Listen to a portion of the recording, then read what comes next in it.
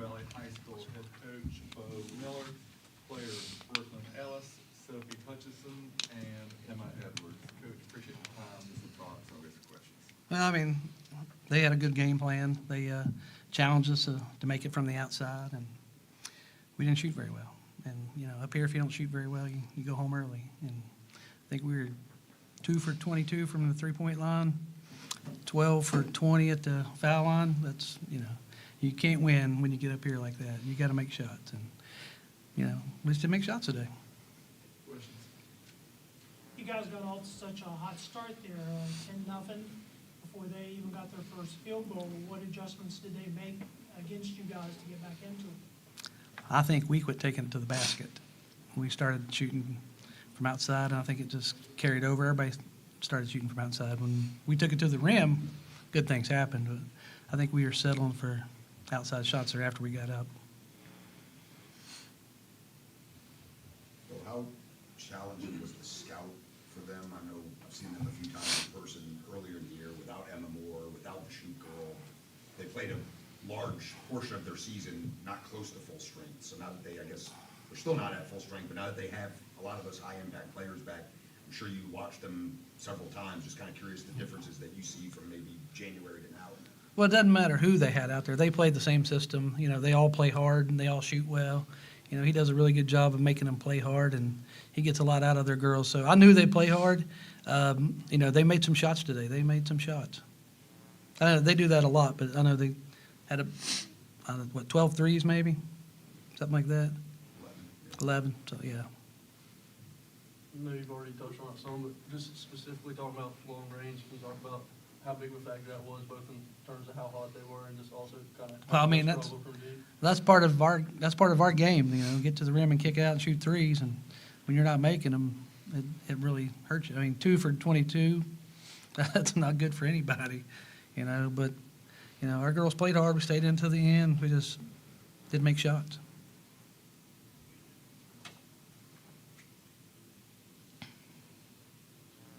How hard was aiming specifically to guard? Well, I don't think we guarded her the first half, did we? Well, I understand. she hit like 4 threes. I don't think anybody was like, you know, that hurt us in the first half. I mean, she hit 4 tough ones on us, deep in her face. You know, good shot. She's a good player. And then the second half, a couple other girls stepped up and made some for them. So. So I know it's not the ending you wanted, but last year's was, obviously your career's kind of spoken for itself. Can you just kind of summarize how different this season was for you? And I know it's a disappointing ending, but you still gave yourselves every opportunity to, you know, be playing on championship Saturday, getting back here with a successful year in the number 2 seed. Yeah, I think last year was definitely surrounded by older girls who knew what they were doing, and this year we had a lot of younger girls who had to step up, and the lane wasn't as open as it was last year because we did have 5 shooters out there at all times, and you know that makes a big difference when the girls have to go out and guard you on the three-point line to make the lane a lot easier to drive in.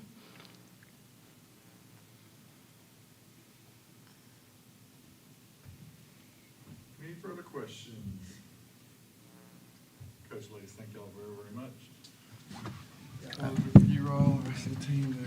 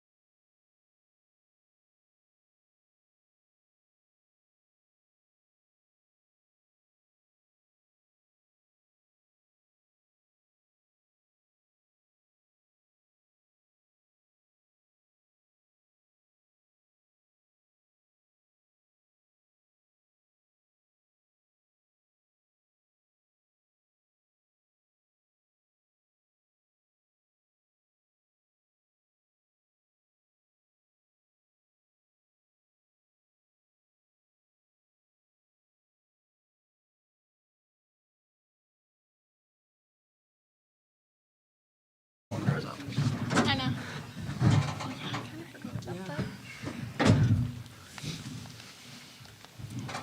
All righty, ladies and gentlemen of the media, we have the victorious head coach from East Fairmont High School, James Beckman. Players, Emma Moore, Kaylee Haymond, and Audrey Singer.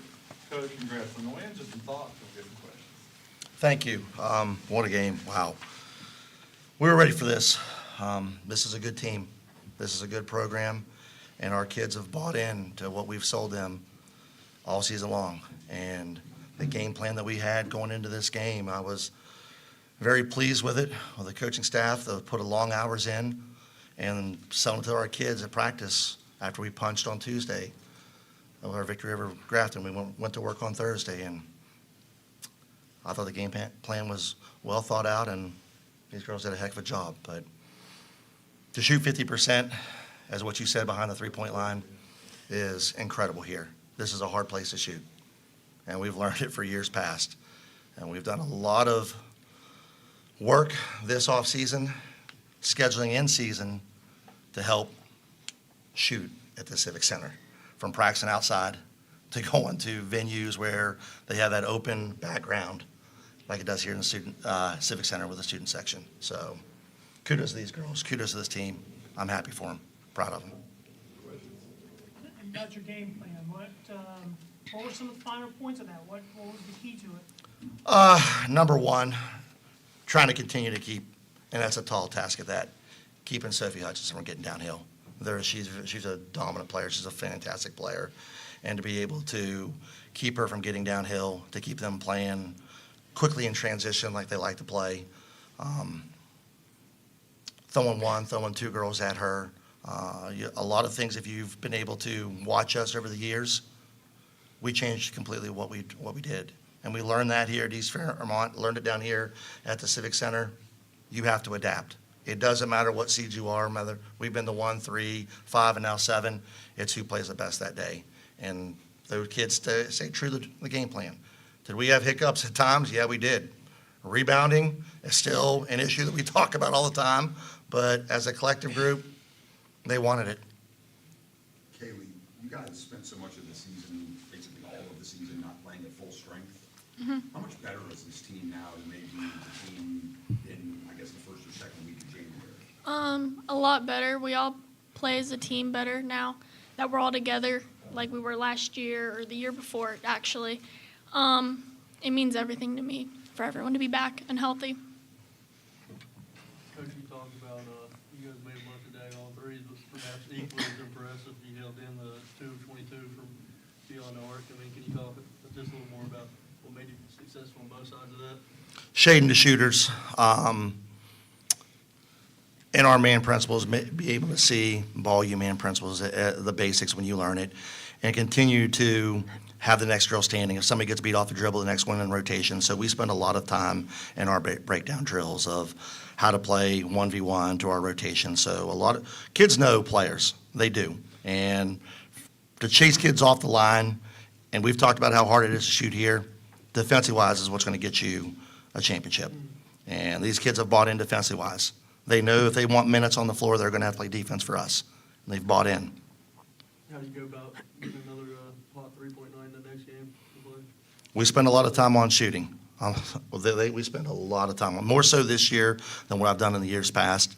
So from the build-up, shot builder, to shooting drills, to what we do, I've seen, looking at stats coming back from huddle, coming back from max preps, our shooting percentages continue to go. And I've got shooters that spend time on their own, a lot of time on their own within their game and their craft.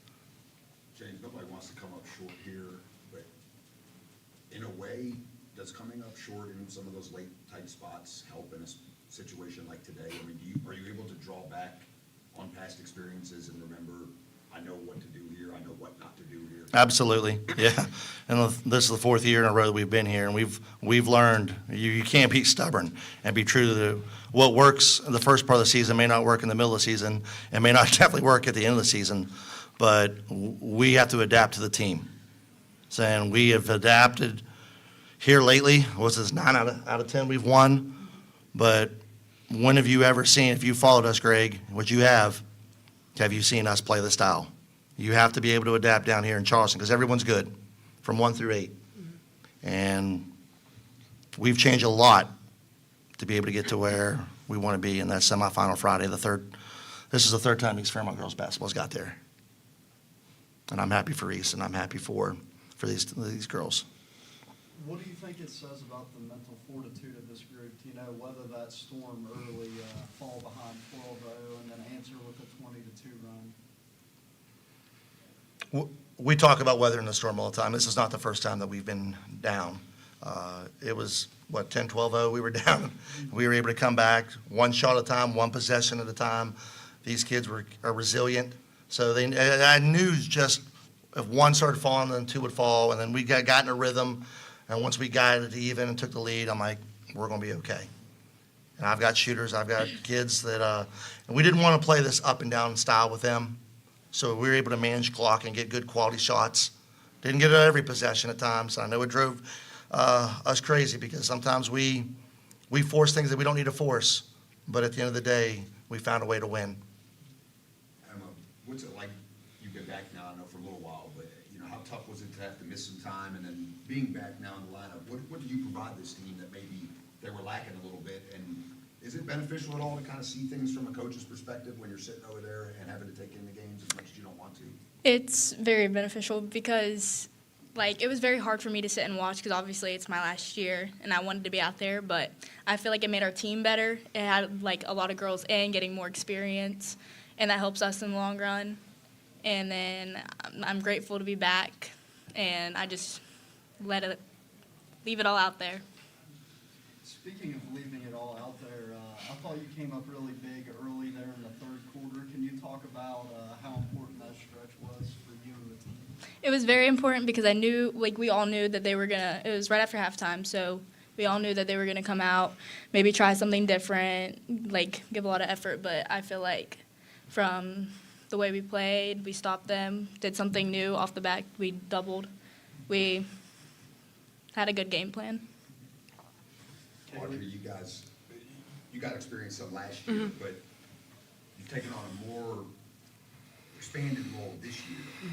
How much has that helped you? And then when you step to the line late in a 2-point game and it's basically as pressure-packed of a spot as you can be, some of the experiences that you've been able to fall back on this year, I imagine, help kind of keep you calm in that spot. Yeah, coming from last year, experiencing a bigger role, I know that I have to step up in times, and last year I felt like, I had my role and I played it well, and then this year I know that I had to step up and create plays, make good moves, and then stepping up at the foul line, I just had to calm myself and finish it. Kaylee, all 15 of your points came from 3 balls. How you felt out there? What kind of led to those looks, you think? Playing as a team led to all those looks. Passing the ball, that's our goal. So just play as a team all the time. You feel like it's hard to shoot in here? Not really anymore. I did, but I think, like he said, we've been to different places, with those looks, with the background and stuff, and I'm getting used to it now. Speaking of three-pointers, I thought that one there in the fourth quarter from the logo, that was from basically the Eastern Panhandle. They rattled in and out, too. I thought it was good myself. Yeah, that was such a turning point in the game. Can you talk about the confidence it took to take that kind of shot? I always shoot threes, so I don't know. I shoot it when I'm open. Dawn, can I speak on Kaylee? When we had the injuries that we've endured this year, when Emma was out, when Casey was out, Dre was out at times with her ankle, she got every different defense that every team had to throw at her. From your box and 1 to your triangle and 2 to everyone just shading on her. Didn't complain one time. Tried to find a way to continue to help her team prevail. And that's a high character of these kids. To be able to continue, I know I'm going to get the best defense from a team tonight. I know they're in their game. I'm on their game plan to shut me down. And she kept on plugging away. And that's the type of player that these kids are. And she's played multiple roles for us this year. And she takes those punches and keeps moving, and that's what's so special about this team. James, you mentioned the schedule, host, one of the best regular season tournaments possible, but how beneficial is that on this stage too? Because you guys not only see good teams, you see a lot of styles. We were actually talking about this at the hotel before we hit the bus to head over here this morning. Out of our 6 losses, one of them was an out-of-state team down in Disney, Wilson, Central Tennessee, which is a 3-point contest. I thought we had that game when it was back and forth the entire time. But the other 5 losses are here at the state tournament, if you look at our schedule. Even our 2 scrimmages between Gilmer and Martinsburg, they're here. So all of our losses, including our 2 scrimmages, are here at the state tournament. It's my job to prepare these kids to get them battle-tested each and every day. We want teams best because it's going to make us grow as a unit, and it's going to get these kids better. Coach, going back to that run to start the game there, when you called the timeout, what did you tell them during that timeout? Hold your composure. We've been here before. We've been down before. It's nothing new to us. So I knew once we got that first shot, get the butterflies out, we would be fine. So just holding your composure out there on the floor. I want to ask you to expand on something you said earlier. This might sound kind of crazy, but I'm just trying to understand how you shot so good tonight. You talked about shooting outdoors. I don't think it's something I've heard any coach talk about. I mean, is that something you recommend? Whatever it took to get here. So going outside, wave tag, going down there at Kingmont at the outdoor courts. I mean, I wanted that open background concept where we talked about earlier, the student section's behind you, you got the ribbon, lights are shining bright. So we go to Woodrow Wilson, play at the Raleigh County Convention Center. We go down to Orlando, Florida at the Rec Center. There are 6 courts playing at once. I think just different venues with an open background concept to make these kids feel comfortable when they're shooting. If it works, it works. I'm not saying it did, but it worked today. How do you handle the wind when you're doing that outdoor shooting? You have to ask these girls on that one. I mean, they spend a lot of time, and from our off-season coaches too, to going out there and putting the time in with them, to be able to give them the extra reps. It's a family. It's not just me. It's not just my coaching staff. I've said it from day one. It's a fam, from administration to our off-season parents, to our in-season parents, to all the work that everyone puts in. It's a village. Thank you. Yep. Looking ahead, how important is it to, stay true to your identity in an effort to, keep this push going? Late Coach Malone told me, it doesn't matter about your record. It doesn't matter what seed you are down here. It's who plays the best basketball that day. And we played our best basketball today. And we're ready for the challenge on Friday night. Any further questions? Coach Lee, thank you all very much. Yep. Thank you. Thank you. Congratulations.